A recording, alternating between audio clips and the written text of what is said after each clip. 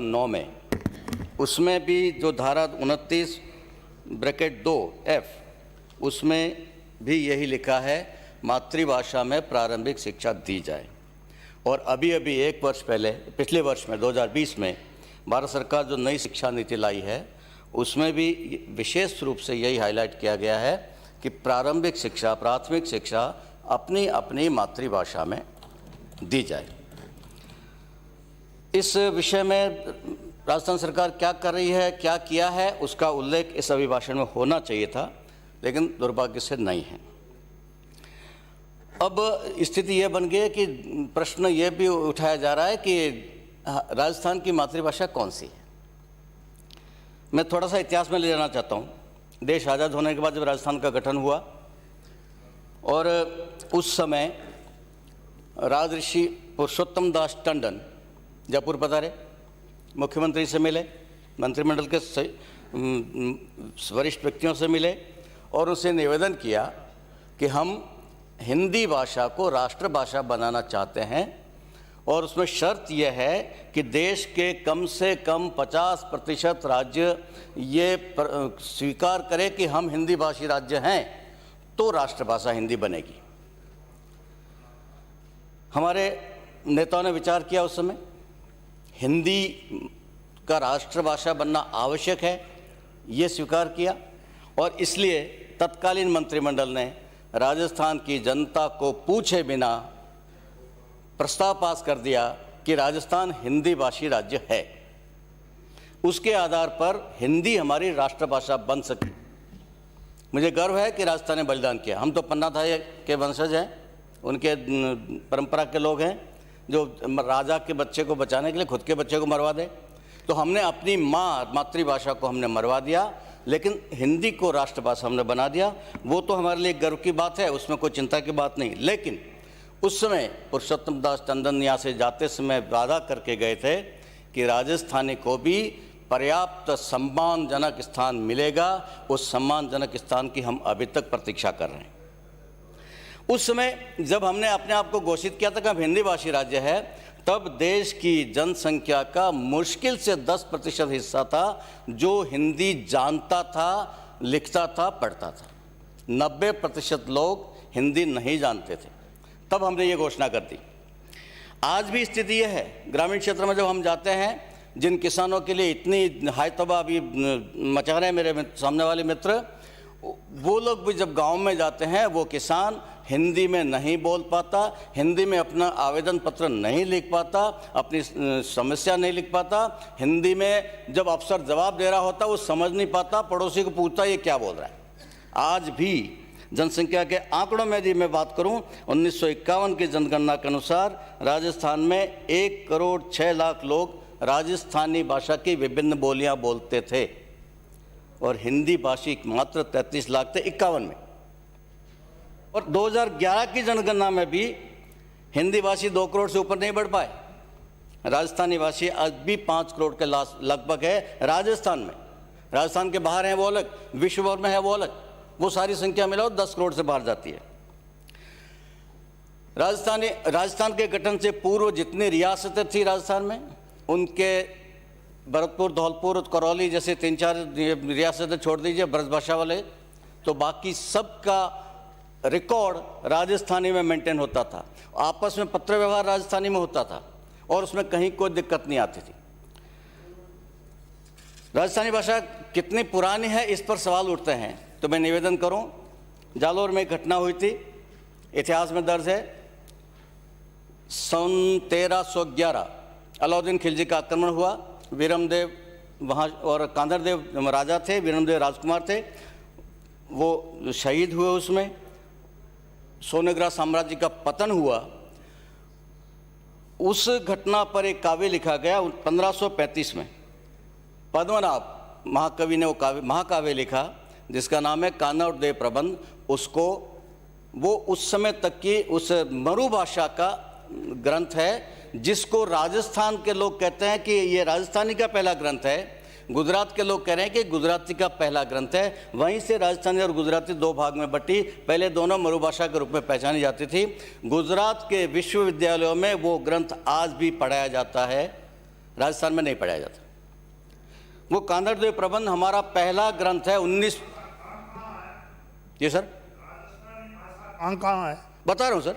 आप 15 मिनट मुझे दे दीजिए। हमें तो मालूम नहीं है। आसन ने 15 मिनट दिए, 15 मिनट में आपके सारे सवालों का जवाब मैं दूंगा, फिर कोई प्रश्न बचेगा नहीं, इसीलिए आज विषय मैंने लिया है।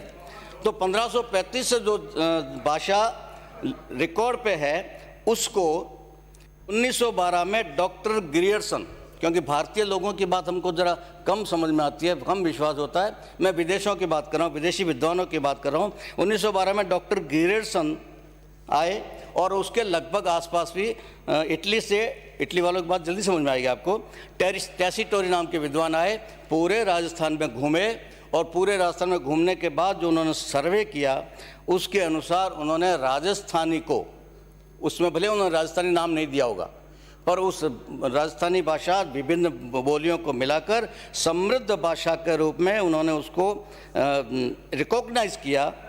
और रिकॉग्नाइज करने के बाद बोलने दो उन्हें, उसको बाकायदा अभिलेख में, अपने रिपोर्ट्स में उन्होंने लिखा है, अपने लेखों में उन्होंने लिखा है, अपनी पुस्तकों में उसको लिखा है और बहुत ही मजबूत और समृद्ध भाषा के रूप में उसको स्वीकार किया।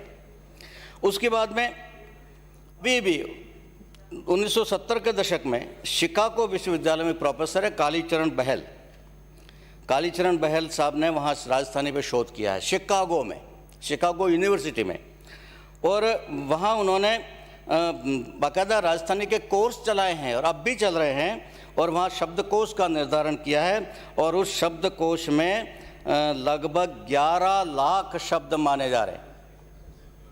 डॉक्टर सीताराम लालस ने राजस्थान में राजस्थानी का शब्दकोश लिखा 11 खंडों में, उसमें उस समय तक 3 लाख शब्द थे।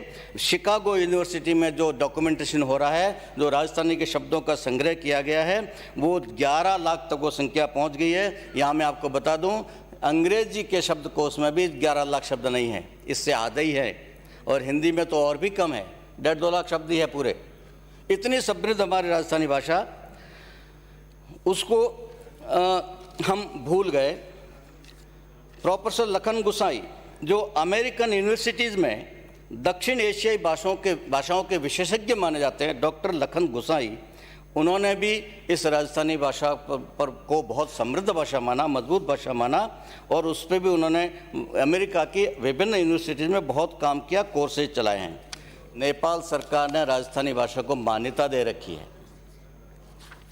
नेपाल सरकार ने अपनी मान्यता प्राप्त भाषाओं में राजस्थानी को भी कर रखा है। और वो जो राजस्थानी आप कह रहे हैं, शिवसेना वाले माननीय विधायक कह रहे हैं, कौन सी राजस्थानी? यूजीसी नेट की परीक्षाएं आयोजित करती है और उसके माध्यम से JRF, junior research fellowship, scholarship वो प्रदान करती है जिस राजस्थानी भाषा के विद्यार्थियों को। उस राजस्थानी भाषा की मैं बात कर रहा हूँ जिस राजस्थानी भाषा के साहित्य को केंद्रीय साहित्य अकादमी हर साल एक साहित्यकार को पुरस्कृत करती है, जिसमें हमारे जालोर के भी एक साहित्यकार पुरस्कृत हो चुके हैं, रामेश्वर वाली श्रीमाल जी। उस राजस्थानी भाषा की मैं बात कर रहा हूँ। अमेरिकन लाइब्रेरी कांग्रेस, उसमें राजस्थानी भाषा संरक्षण प्राप्त भाषा है। दुर्भाग्य से अपने घर में उसकी मान्यता, उसकी वैल्यू, उसकी कीमत, पहचान नहीं है। मैं धन्यवाद करना चाहता हूँ 2003 25 अगस्त, हमें से कुछ लोग उसमें रहे होंगे सदन में। माने अशोक गहलोत मुख्यमंत्री थे, बीडी कल्ला साहब, बुलाकेदारी साहब शिक्षा मंत्री थे। इस सदन ने सर्वसम्मति से एक प्रस्ताव पास किया। उपाध्यक्ष महोदय, मैं आपकी अनुमति से निम्नांकित संकल्प विचार एवं पारण हेतु प्रस्तुत करता हूं। राजस्थान विधानसभा के सभी सदस्य, संकल्प पढ़ रहा हूं मैं, राजस्थान विधानसभा के सभी सदस्य सर्वसम्मति से यह संकल्प पारित करते हैं कि राजस्थानी भाषा को संविधान की 8वीं अनुसूची में सम्मिलित किया जाए। राजस्थान के विभिन्न जिलों में बोले जाने वाली भाषाएं या बोलियां यथा ब्रजभाषा, हाडोती, ढूंढाड़ी, मेवाड़ी, बागड़ी, मेवाती, मारवाड़ी, शेखावाटी, मालवी आदि शामिल है। ये कुछ बोलियों को उन्होंने नाम जोड़े हैं। बाकी भी बहुत सारी बोलियां हैं। राजस्थानी भाषा की 72 बोलियां हैं और इस 72 बोलियों को हमारी कमजोरी बताया जाता है। कौन सी राजस्थानी? भाषा विज्ञानी कहते हैं कि जितनी अधिक बोलियां होती है उतनी वो भाषा समृद्ध होती है, और हम कह रहे हैं कि वो उसकी कमजोरी है। ये हमारी कमजोरी नहीं है। और बोलियों में भिन्नता हमेशा रहती है, बोलियों में भिन्नता हर भाषा में रहती है। कौन सी? जिस राष्ट्रभाषा को हम हिंदी को हम इतना सम्मान के साथ याद कर रहे हैं, बोल रहे हैं, प्रयोग कर रहे हैं, वो कौन सी हिंदी है? उत्तर प्रदेश में कौन सी हिंदी है? बिहार में कौन सी हिंदी है? मध्य प्रदेश में हिंदी अलग है, उत्तराखंड की हिंदी अलग है, हिमाचल प्रदेश की हिंदी अलग है, हरियाणा की हिंदी अलग है। होता है।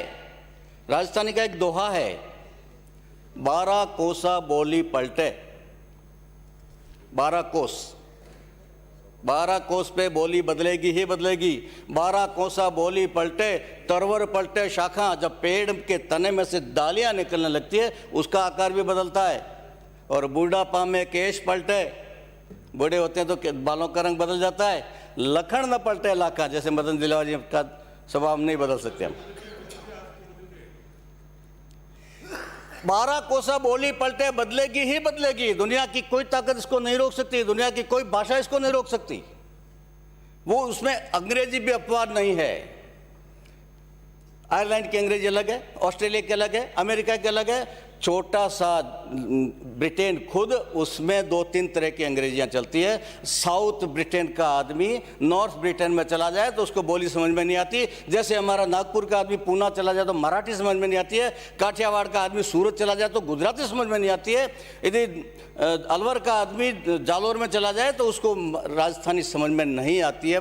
ये बोलियों में फ़र्क रहेगा ही रहेगा, दुनिया की कोई ताकत इसको नहीं मिटा सकती। और राजस्थान में तो और भी मुश्किल मामला है। यहाँ तो एक एक गांव में 5-5, 7-7 बोलियाँ मिल जाएगी।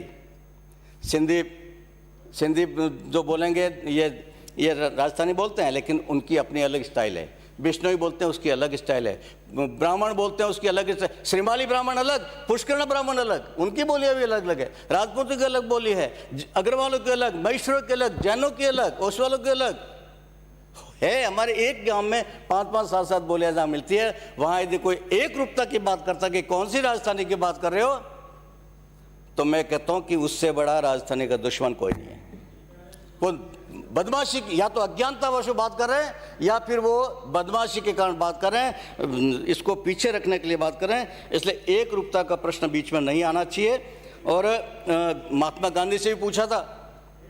महात्मा गांधी ने जब देश आज़ाद हुआ, गुजरात को कहा गुजरात की राजभाषा होगी, सारा सरकारी कामकाज गुजराती में होगा। लोगों ने पूछा, बापू कई गुजराती नहीं बात करो जो, कौन सी गुजराती की बात कर रहे हैं? काठियावाड़ वाली, सौराष्ट्र वाली, नॉर्थ गुजरात वाली, बड़ौदा वाली या सूरत वाली? बापू ने जवाब दिया था, जो तुम बोल रहे हो वो गुजराती। लिखना शुरू करो, अपने आप एक रूपता आ जाएगी। लिखने में जब आएगी, प्रिंट में जब आएगी, अखबारों में आएगी, किताबों में आएगी, धीरे धीरे शब्दों का आदान प्रदान होता रहेगा।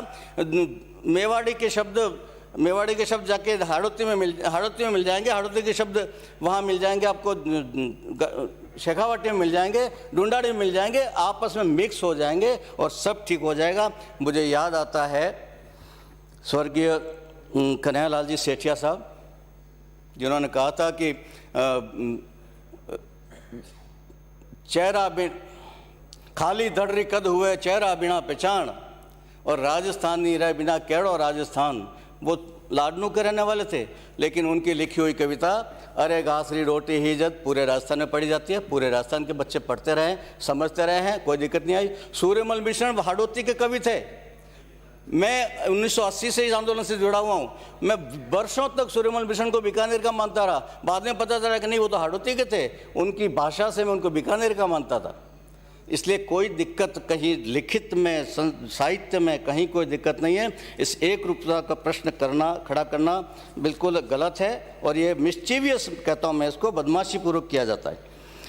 मैं निवेदन करना चाहता हूँ इस बात के लिए, 1992 में मैंने करवाया था, 116 विधायकों ने दस्तखत किए थे।